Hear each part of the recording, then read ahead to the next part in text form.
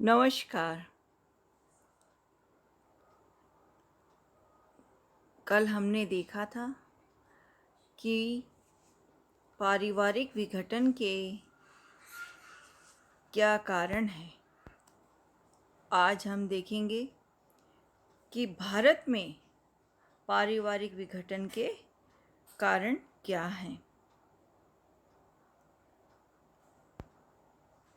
सबसे पहला हम देखेंगे कि भारत में संयुक्त परिवार में होने वाले परिवर्तनों को ही अधिकांश समाजशास्त्रियों ने विघटन प्रक्रिया का प्रारंभ मानते हैं। इस विघटन के जो प्रमुख कारण हैं वो इस तरह से हैं। फर्स्ट हम देखते हैं औद्योगिकरण। औद्योगिकरण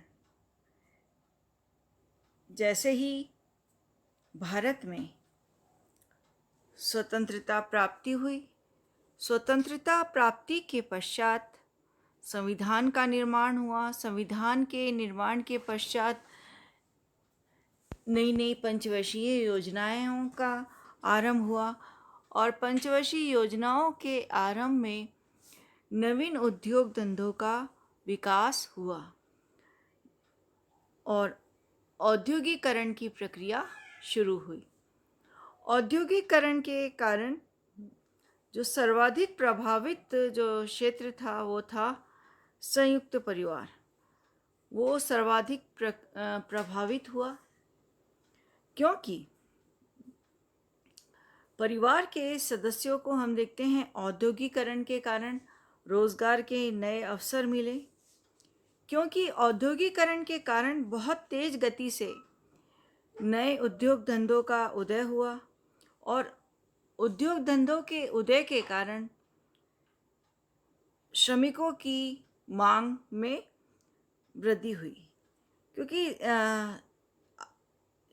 श्रमिकों की मांग में वृद्धि हुई और इस कारण से हम देखते हैं कि संयुक्त परिवार के सदस्य 3 कारणों से नए रोजगार की ओर आकृष्ट हुए। उनमें पहला था श्रम का महत्व।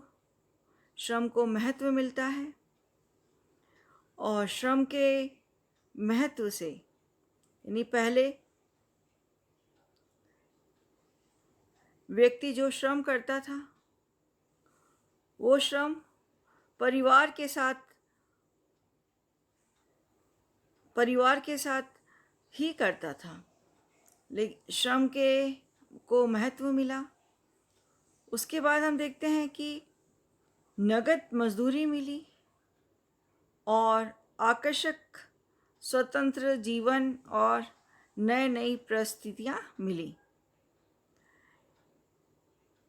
क्योंकि जब संयुक्त परिवार में हम देखें कि सदस्य ये सोचने लगा कि जीवन भर जितना भी काम करो, जितना भी श्रम करो, लेकिन संयुक्त परिवार में व्यक्तिगत रूप से कुछ लाभ नहीं होता। लेकिन इसके विपरीत अगर हम उद्योग धंधों में कार्य करते हैं तो हमारा श्रम भी सार्थक होगा और उसके साथ हमें धन भी मिलेगा और साथ ही एक नई परिस्थिति प्राप्त होगी और हम अपनी इच्छा के अनुसार जीवन व्यतीत कर सकते हैं। और ये सब सोचने के कारण ही लोग औद्योगिक केंद्रों की ओर अपने आप को उस ओर जाने के लिए अग्रसित हुए। साथ ही पत्नी और अविवाहित बच्चों के सहित औद्योगिक नगरों में आकर बसने लगे, क्योंकि औद्योगिक नगरों में आवास की समस्या थी और आवास की समस्या के कारण वे सिर्फ अपने परिवार को ही रख पाए, दूसरे सदस्यों को अपने साथ नहीं रख पाते थे। इस कारण भी संयुक्त परिवार प्रभावित हुआ। दूसरा हम देखते हैं व्यक्तिवादी विचारों को प्रोत्साहन। क्योंकि औद्योगिक समाज जो था उसमें जन्म पर आधारित परिस्थिति नहीं थी। उस समाज में जो प्रतिष्ठा का प्रमुख जो स्तंभ था या आधार था वो था धन और भौतिक सुख। कि व्यक्ति धन तभी कमा सकता था जब वह अपने परिवार के अन्य सदस्यों के प्रति उदार वृत्ति को त्याग दे, यानी सदस्यों की तरफ ध्यान ना दे के सिर्फ अपनी व्यक्तिगत विचारों को ही प्रोत्साहन दे। तो व्यक्ति अधिक से अधिक भौतिकवादी बन गया, भौतिक सुख साधन एकत्रित करने लगा और धन का संचय करने में बहुत अधिक व्यस्त रहने लगा और अपने संयुक्त परिवार के प्रति उदासीन होने लगा। इसके साथ ही हम देखते हैं कुटीर उद्योगों का ह्रास। एक बहुत बड़ा एक कहेंगे कि औद्योगिकरण के कारण मशीनों को ज़्यादा महत्व दिया जाने लगा और मशीनों के महत्व के कारण कुटीर उद्योग धंधों का ह्रास होने लगा। जैसे हम देखते हैं कि एक व्यक्ति अगर हथकरघा से जो वस्त्रों का निर्माण करता था उसकी मात्रा कम होती थी और समय भी बहुत लगता था और वो मांग पूरी करने में असमर्थ था। परंतु जब कुटीर उद्योग धंधों के स्थान पर कारखानों ने ले लिया, मिलों ने ले लिया, तो अधिक वस्त्र तैयार होने लगे और लोग उसे खरीदने लगे। तो इसका प्रभाव यह हुआ कि व्यक्ति की महत्ता कम हो गई, जिसके कारण उसे अपना कुटीर उद्योग बंद करना पड़ा। साथ ही वह परिवार का पालन पोषण के लिए औद्योगिक क्षेत्रों में जाकर रहने लगा। तो इस प्रकार हम देखते हैं कि व्यक्तियों का एक बहुत बड़ा भाग नगरों में जाकर रहने लगा, क्योंकि कुटीर उद्योग धंधे का ह्रास होने के कारण वो अपने पालन पोषण के लिए नगरों की तरफ पलायन करने लगा। तो औद्योगिकरण ने एक नई मान्यता दी, द्वैतिक संबंधों में वृद्धि हुई तो संयुक्त परिवार को विघटित करने में उसने अपनी एक महत्वपूर्ण भूमिका निभाई। इस संदर्भ में बॉटमोर कहते हैं कि औद्योगिकरण से संबंधित विभिन्न दशाओं के कारण संयुक्त परिवार का विघटन नहीं हुआ है। कि औद्योगिकरण से संबंधित विभिन्न दशाओं के कारण संयुक्त परिवार का विघटन नहीं हुआ, अपितु संयुक्त परिवार आर्थिक विकास की आवश्यकताओं को पूरा करने में असफल हो गए थे, इसलिए उनका विघटन हुआ। यानी जो संयुक्त परिवारों का विघटन हुआ है उसमें बॉटमोर कहते हैं क्योंकि संयुक्त परिवार पूरे सदस्यों की आर्थिक आवश्यकताएं पूरी करने में असमर्थ रहे, इस कारण संयुक्त परिवार का विघटन हुआ। औद्योगिकरण के कारण संयुक्त परिवार का विघटन नहीं हुआ। उसके बाद हम दूसरा पॉइंट देखते हैं, नगरीकरण। जैसे जैसे औद्योगिकरण आया, औद्योगिकरण ने नगरीकरण को बढ़ावा दिया और नगरीकरण के जैसे नगरीकरण बढ़ा, यानी उद्योग धंधे जहाँ लगे वहाँ बहुत सारे लोगों ने आकर उस क्षेत्र में रहना शुरू कर दिया और नगरीकरण के कारण संयुक्त परिवार की प्रणाली प्रभावित हुई, क्योंकि लोग नगरों की ओर आकर्षित हुए। उन्हें लगा कि नए व्यवसाय अपनाकर हम अधिक धन कमा सकते हैं, क्योंकि नगरों में हमने देखा कि जो आवास समस्या है वो बहुत ज़्यादा है और इस कारण बड़े परिवार नहीं रह सकते और लोग जब नगरों में आ गए तो उनमें व्यक्तिगत भावना अधिक होने लगी, क्योंकि परिवार के सदस्य एक स्थान पर काम ना करके अलग अलग स्थानों पर काम करने जाते थे।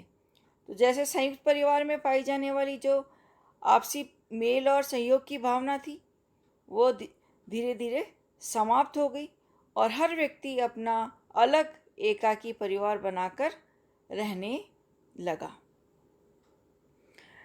इस कारण पारिवारिक विघटन में हम देखें कि नगरीकरण की यह भूमिका थी।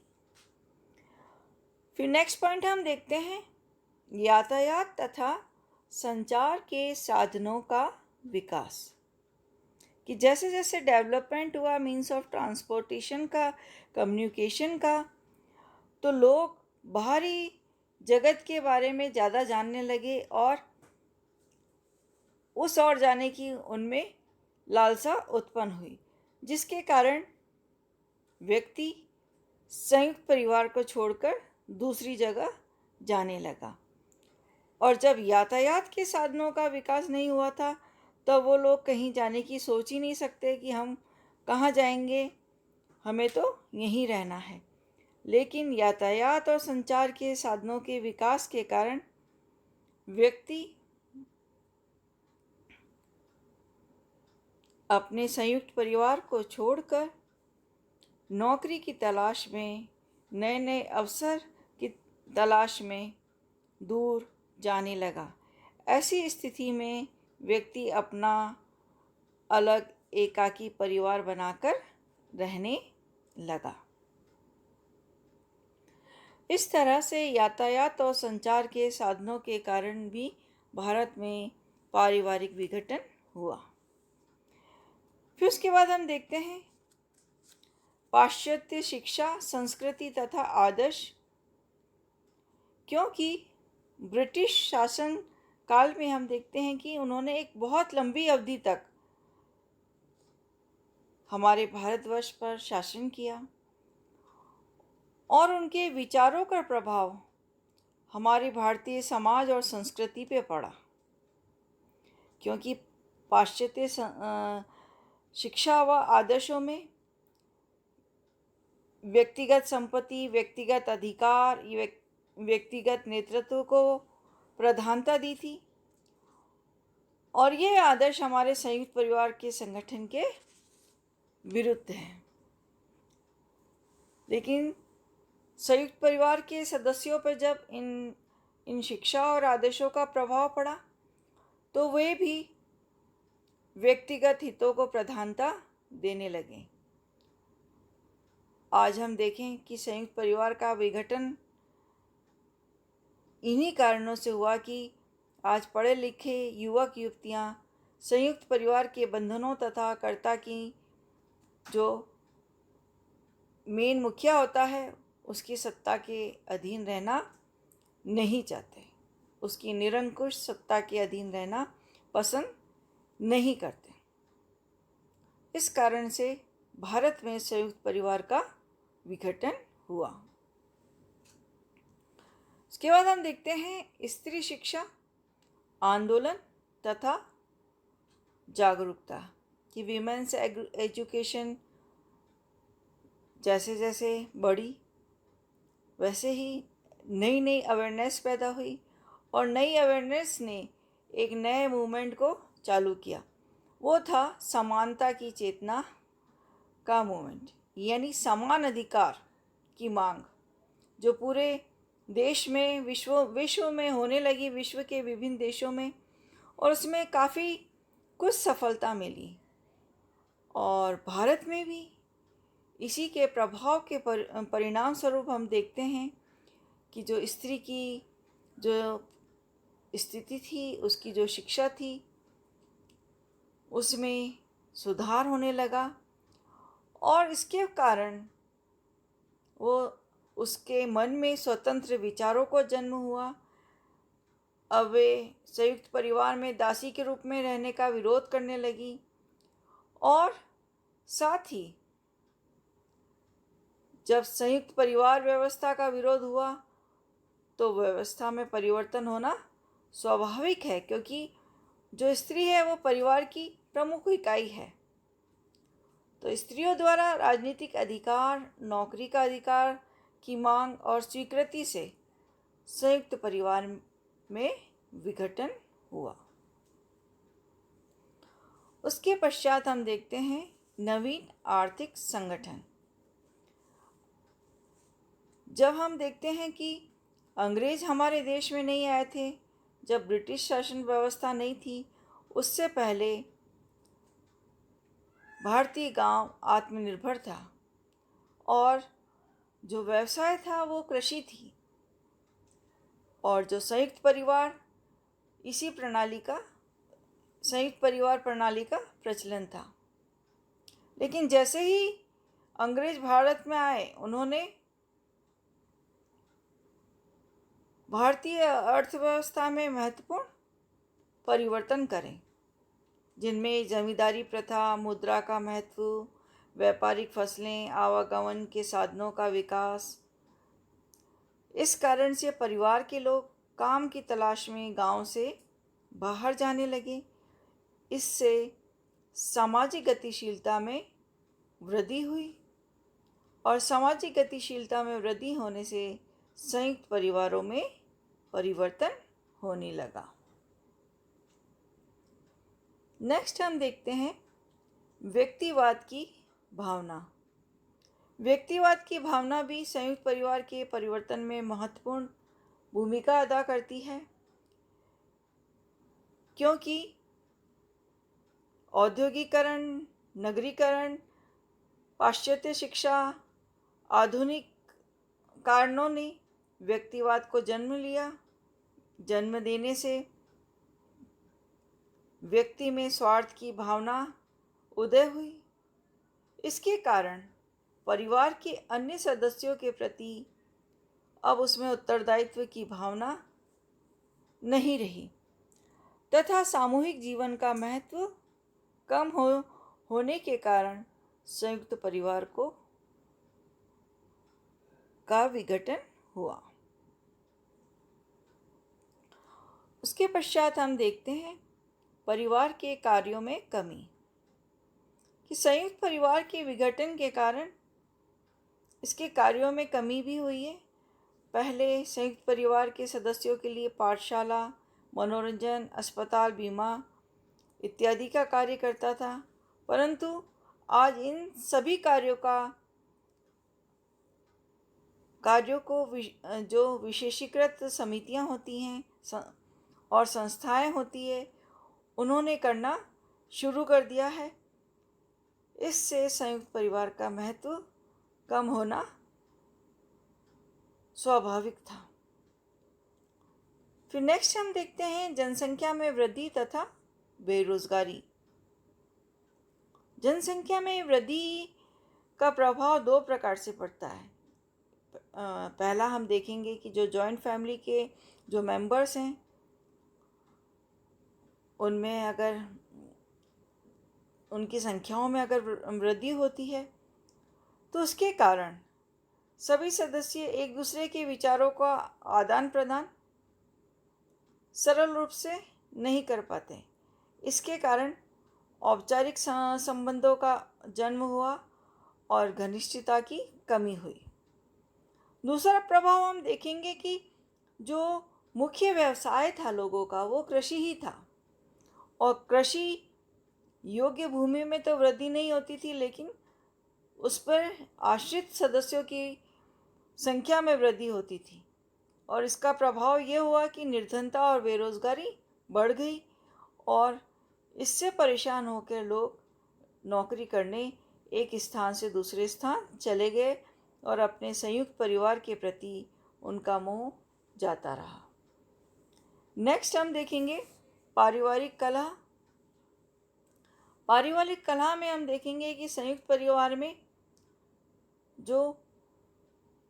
जहाँ बहुत सारे परिवार मिलकर रहते थे, और अधिक संख्या होने के कारण विचारों में संघर्ष होना स्वाभाविक बात थी।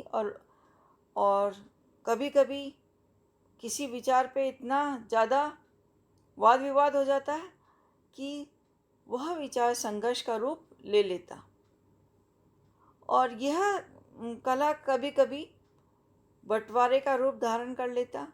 इस प्रकार व्यक्ति कलापूर्ण वातावरण से त्रस्त होकर अलग एकाकी परिवार बसा लेता है। फिर हम देखते हैं कानूनों का प्रभाव कि संयुक्त परिवार को विघटित करने के लिए नए कानूनों ने बहुत महत्वपूर्ण योगदान दिया है।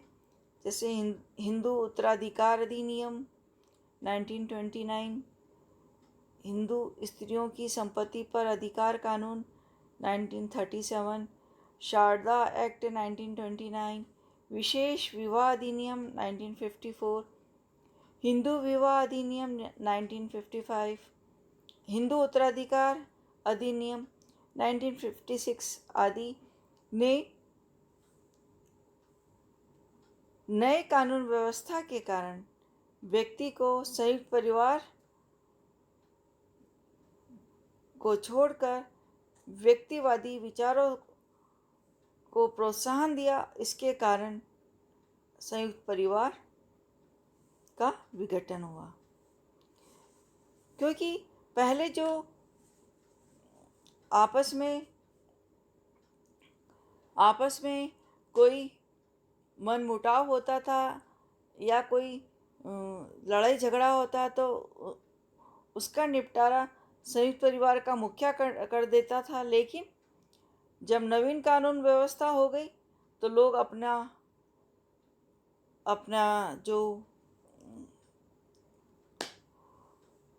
जो हक है वो कानून और न्यायालय के द्वारा मांगने लगे और इसके कारण व्यक्तित्व विचारों का बढ़ावा मिला और इस बढ़ावे के कारण संयुक्त परिवार का विघटन हुआ। मैं आशा करती हूँ कि आपको यह समझ में आया होगा कि भारत में संयुक्त परिवार का जो विघटन हुआ उसके क्या कारण रहे हैं। धन्यवाद।